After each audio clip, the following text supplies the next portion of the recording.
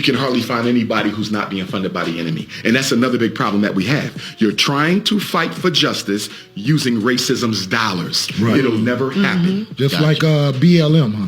BLM. Well, I think BLM was a CIA, FBI front to take over the traditional masculine-led Black power movement with the LGBTQ and bring all the Black youth over to the LGBTQ camp.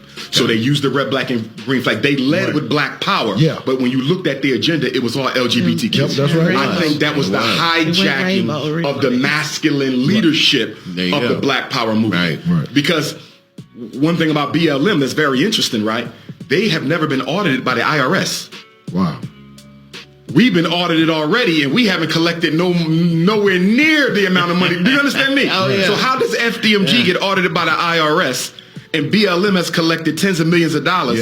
They've been all over the internet. Candace Owens, who's a Negro on the coon, but she did a documentary on them, and the IRS ain't touched them. Have you ever debated Candace Owens? No, but I'll do it. I'll gladly conduct the intellectual assassination. You ever met her? She can't go to war with me. Nope. No. She's a coon. She's married to a white man I have no respect for, but I'll gladly conduct the intellectual assassination. Name the time and place. So you mentioned finances earlier. Again, I stay on the money because I always believe it goes with the money. Follow the money. No Black dollar, no Black power. And I'm wondering, with so many Black millionaires and billionaires out here that could be assisting these programs or doing what needs to be done, why do you think that doesn't happen? Because like you said, Martin and Stokely and all them, they didn't have the resources in their work. That's why they were effective. Billionaires and millionaires back then to contribute. That's why they were effective, Queen. See, back then, the Black community funded the grassroots organizations. You follow me? Right.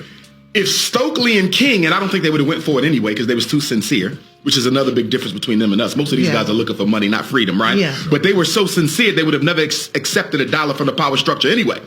After Stokely and King and Malcolm, that's when the government said we need to start funding Black community organizations to do what? Prevent Black revolution and radicalism. Right. That's why your Black churches don't do much. Right. Because most of them are tapping into city grants, state grants, federal grants, and of course, corporate American grants. But more specifically to your question, we have to stop talking about the celebrities helping us. They're never going to do it. And if they are going to do it, they're going to do it only after you have shown and proven you are serious and you have achieved a victory. For example, take FDMG, right?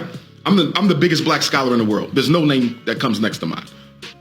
I haven't got a single donation from a Black celebrity. Wow. I know many of them. They talk my phone. They text me. I know them all. Your Grammy Award winners, all that. I know them all. They call me. Of course. Never wrote a knows check. You. Everybody Never knows wrote a check. Not one of them wrote a check. Wow. Do I fault them, though? No. Because here's what I'm going to say. When we open up that school next year, right? And they see them kids in there, I want to see if I get it checked in. Some of them want to help, but they're afraid. They got to make sure before they stick their neck out, Dr. Umar is serious because after all, we heard he stole the money. He did this. Ain't no school, right? Yeah. So once they see the students, I may get a check.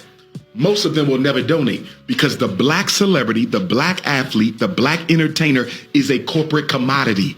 They are plantation slaves. I don't say this to be disrespectful. I say it to be honest. The only difference between your Black celebrities and our ancestors who picked cotton in Mississippi 157 years ago is they get a check. Our ancestors did not. They are just as controlled, and I would argue more enslaved than our ancestors were. Because when you look at their contracts, they have contracts, specifically the athletes, that specifically forbids them from getting involved in any Black community grassroots work. This is why when you see the football players and the NBA players, they always taking pictures with white kids. Why they never taking pictures with Black kids? Because they afraid of looking too Black, because looking too Black does not allow me to be marketable. And if I'm not marketable, my career ends. And if they do us in a poor community instead of, Thanks, King. like they go to these other white schools and all this that are privileged.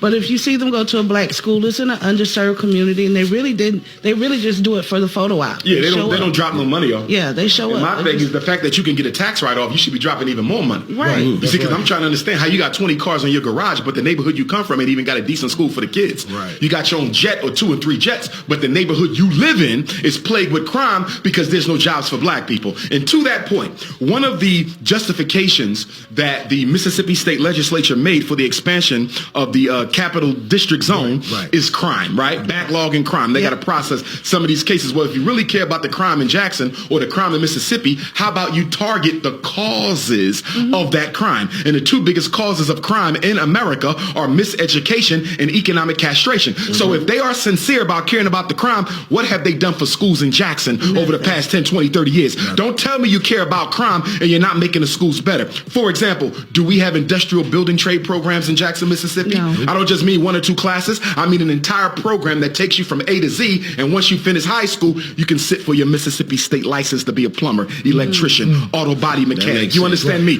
That's what we used to have in the black community. The skills that pay the bills. The reason why these brothers out here stealing and robbing and looting, because they got kids to feed, mouths to feed, and nobody's giving them no economic opportunity. So can't nobody talk to me about crime until you talk to me about jobs. Well, wait. What do you say to the younger black people who are committing crimes? Because now the crime wave is with the 12 through about 17, 18 Well, they're year being olds. nurtured by the olders to do the crime. Yeah. You understand me? So they're being socialized by their big homies to do the crime. They're not waking up and walking outside with the guns. They're being paid to do the drive-bys, sell the dope, pass the packages and everything else. But I want to be clear, as bad as crime is, and it is, I will not demonize the brothers who are doing it, because I understand that they exist within a social structure created by white people to suffocate black people to death. You understand? And unfortunately, our black politicians, state, local, and national, they are not fighting enough for economic opportunity for black males. When is the last time you heard a conversation on the Mississippi state floor,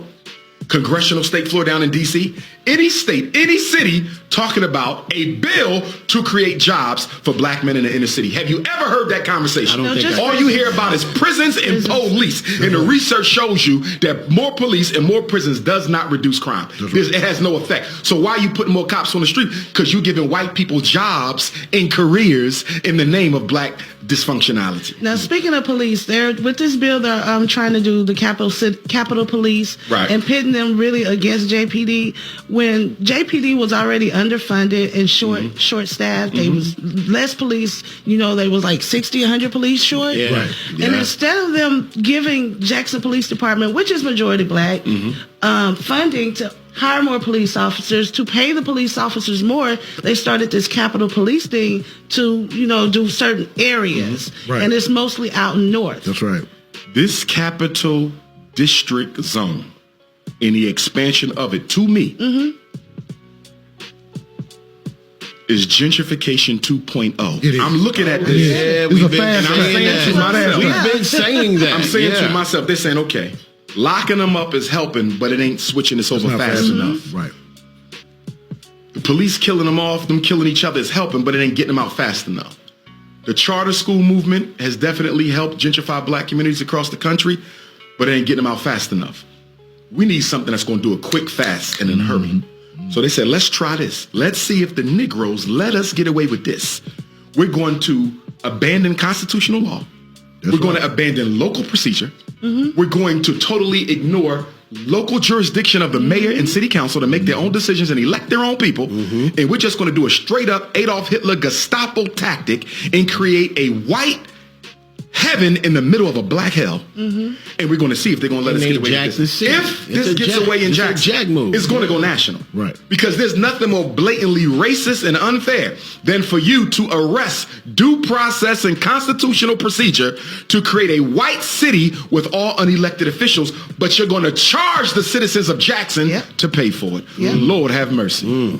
Lord have mercy. If this ain't a 1954, 1955, 1940 tactic, I don't know what is. But again, what are we going to do? Because the first law of physics is what? No force can be counteracted unless it's met with a force of equal or greater power. So where is the black power? Because sitting around begging white people to change, here's our biggest problem. We're more concerned with changing white people than changing ourselves. That's right. And I'm going to also say this. I got to do more research on the water crisis. I got to do more research on the 1020 bill. But guess what? This is the culmination of a process that began probably 20, 30 years ago. That's right. That slowly gained momentum over years while we sat by and did nothing. This is just the hammer falling. But the hammer didn't begin to fall with the passage of this bill. It was already falling and we didn't do nothing about it. It started falling when Jackson got his first black mayor. Okay. After that, things started switching. So I don't disagree with you. I totally agree. Because after then, it's been a black mayor ever since. Ever since. Okay. So what they're going to do is defund and basically destroy the infrastructure of the city.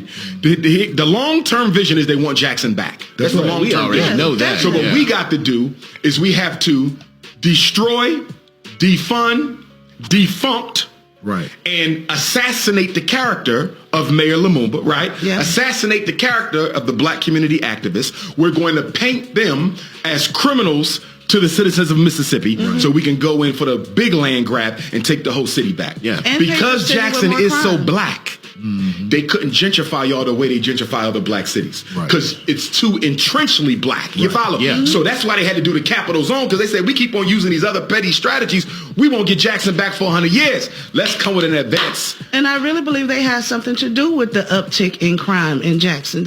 Everything on the news Oh, I believe it. is Jackson's bad, Jackson's bad, Right, Jackson's right. I believe bad. it. But the surrounding areas, most of them have just as much crime Yep. or, and Well, you never remember, hear about it.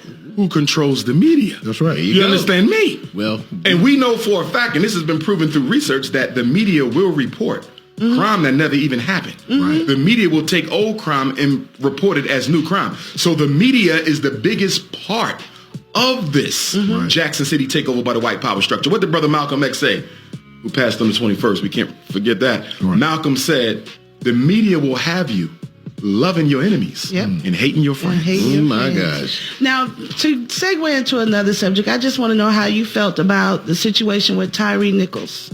Oh, it was Memphis. horrible.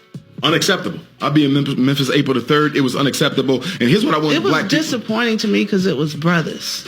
I'm not surprised, though. There was a famous psychological study.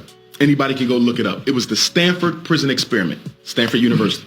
The professor of psychology was Philip Zimbardo, I believe his name was. He did a prison study where he took random people off the street. He assigned some to the prison group, some to the prison police. So you're a prisoner or you police in the prison guard. He had to stop the study within about 2 days. Why? Because the prisoners, although they were not real prisoners, because they were put in the cell, began acting like it. And the prison guards, who were not prison guards, because they were given control over the prisoners, started becoming oppressive and acting just like regular city police. The conclusion of the study was, people are very susceptible to taking on the behavior of the identity you have given them. Yeah. The point that I'm making is, although those police were black and they need to be held accountable by the black community for what they did to our brother, they were operating in the name of white supremacy. They were Memphis police. Right. Because what the white police are trying to say, this ain't police brutality. Right. This is black on black crime. It's actually both. It's police brutality because they were wearing your uniform, operating in your job, driving your car, operating with your consciousness. That's right. That was white police brutality in a black face. You understand? right. So those Negroes, and this is why you got to be careful about giving people who don't have power because they abuse it. Right. You can't take black men off the street, put them in charge of policing their own neighborhood, and expect them to do it justly. We do have good black police, but that situation in Memphis clearly shows that black people will take on the identity of whichsoever slave master pays their bills. It was funny to me also that, when these officers were arrested, they showed all these officers in their uniforms, and then the next day it's like, now y'all niggas, we got you in hoodies. Yeah. It's the only We got police. you in hoodies. It's the only police brutality case you've seen in recent memory. Where's Blue Lives Where they was Matter? fired immediately. Yeah. Arrested immediately. Charged immediately. The Fraternal Order of Police spoke out against them. When have you ever seen a Fraternal Order of That's what I Police? said. What happened to Blue Lives Matter? Even though they were in the wrong, what happened to the Blue Lives Matter? They didn't You come know why? to their rescue. Because it's a double standard. It's a double standard. What that shows black people, and don't get me wrong, they deserve to be punished for killing that brother. But what that shows all black people, Definitely. whether you work for the FBI, CIA, the court system, whether you're a lawyer, a teacher, a governor, a doctor, there's a double standard. And you will never get the protection that you are entitled to because you ain't got the complexion for the protection. Now here's a question. Let's go back to the billionaires and multi-millionaire African Americans that are in this country. How, with the power and the money that they have, why do you think they don't have a voice at this point? Because we Money got some don't equal power. billionaires. Money don't equal power. And if the white man knows... why you it's like, God damn, And when your I got identity- $3 billion. Yeah, but your identity is tied up in your money. Your ego is tied up in your money. That means you're not willing to lose your money for anything. Right. You understand But now? you got your money, though. You got it. It can be taken. because they all got it from white folks. Gotcha. They got that money from white folks.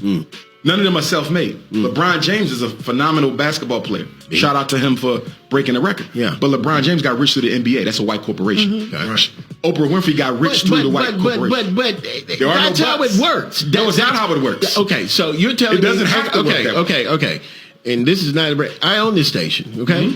So this is grassroots for me. I have all of these employees because I know old school radio, but if corporate America gives me dollars and I still use this platform, we got you on this platform, Okay. and you're saying what you're saying, how do I combat that? You see what I'm saying? Here's the thing. Okay. If it's not all black, eventually it will be set back. You understand? So, although you may own the station, if you become overly dependent on white corporate sponsorship, technically you're not black anymore. Well, we don't, but Right. we don't. But you understand what I'm saying. We have a lot There's of black black-owned stations who are like that. businesses Right. that are on this station, and that's how it survived for the last 11 years. Got you. So you're black. But what I'm saying is you have stations around the country who started off black, fell in love with that white dollar, and they're no longer black anymore. You see, so the balancing act that you have to engage in and other black businesses of any kind has to engage in is how far do I go in accepting this white corporate sponsorship, support, or advertising before they start pulling back? Take me, I'm on the Breakfast Club, right? Yeah. Why do you think I'm only on the Breakfast Club once a year? Because the white corporate sponsors of the Breakfast Club are not interested in hearing Dr. Umar Johnson all the time, even though I get more views than your favorite rapper. You understand? Yeah, okay, but Power is hell, about power. No white man is going to fund you. You got a Charlemagne that does whatever the hell he does. Yeah, but Charlemagne ain't Dr. Umar Johnson. You understand me? Yeah, he's under contract. Okay. No, Charlemagne is my brother, but he's not me. There's no other me. You understand? There's other brothers who getting there, but they ain't there yet. Right. Very few people have my education who are willing to flip on the system and expose it the way that it is, who didn't leave the system because they were angry at the white man for disinviting them. See, I'm organic. Right. I wasn't trying to run for office and got the chair pulled out. I didn't have a big job with the white man and got the chair pulled out. A lot of these conscious guys came to black consciousness because the white man sabotaged them. If they never got sabotaged, they'll still be sitting next to their slave master. You understand me? That ain't me. So their loyalty to the black community is conditional on income and finances. You see that? Wherever the money go, that's where their political ideology All the goes. fucking money. You got to be The money careful. resides. All of the money. Listen, I was talking to a brother the other day. He said, Dr. Umar, I need you to help me push this agenda I'm working on to advertise black banks. We want black people to put their money in black banks. Totally agree. Totally agree, right? But then I said, what is your definition of a black bank? Because I'm a Pan-Africanist. So what that means is it got to be all black everything. I said, what is your definition of a black bank? You know what he told me? What? 51% black ownership. I said, I cannot support you. He said, but Doc, it's 51. It don't mean nothing. You can have 51% black ownership, one white man with 49%, and he still got more control than the rest of you all. If it ain't all black, don't call it black. You understand? My definition of a black business is not a black business co-owned by a black person. It's a black business owned exclusively by black people. Sure, you can do business with whites. I'm not against that. That's business. But ownership got to be us. If it ain't no black power, ain't going to be no black dollars. So do you think that's the situation that happened with Kanye West and his downfall, sort of? I have mixed view on Kanye. Number one, I have to commend Kanye West for being the first black billionaire since Michael Jackson to expose the Jewish control of black media and entertainment in the way that he did. And even when they stripped him of his potential to make billions, remained stern and unapologetic in his position. You understand? I'm not going to throw out the baby with the bathwater. Shout out to Kanye West for doing that. On the flip side, putting on my Garvey hat, I'm totally disappointed in this Negro who keeps snow bunny hopping with these damn white Caucasian women, divorced one, ran and married another one. Right. So my issue with Kanye is although you are willing to stand on your principles, even in the face of a loss of money. See, Kanye's power is he's not married to money like all the other black entertainers are. Right. They're married to it. When you see Kanye, he's not always running around with 50 chains around his neck, showing off big cars. He look like he a brother sleeping on the street. Right. He's not in love with money, and that's why the white man can't control him. All of your other entertainers, they're in love with money, and that's the slave chain that the white man uses to control them. But Kanye is not committed to a black agenda. No. Kanye is committed to Kanye's best interest. That's right. He's not for the black community, but I still respect the fact that he stood up to the Jews. Yes, make them. They want to make every white hero look like a saint. None of them were saints. None of them were saints. Washington used to get the teeth pulled out of the mouths of his slaves whenever his would fall out, and you ain't had no dentistry back then.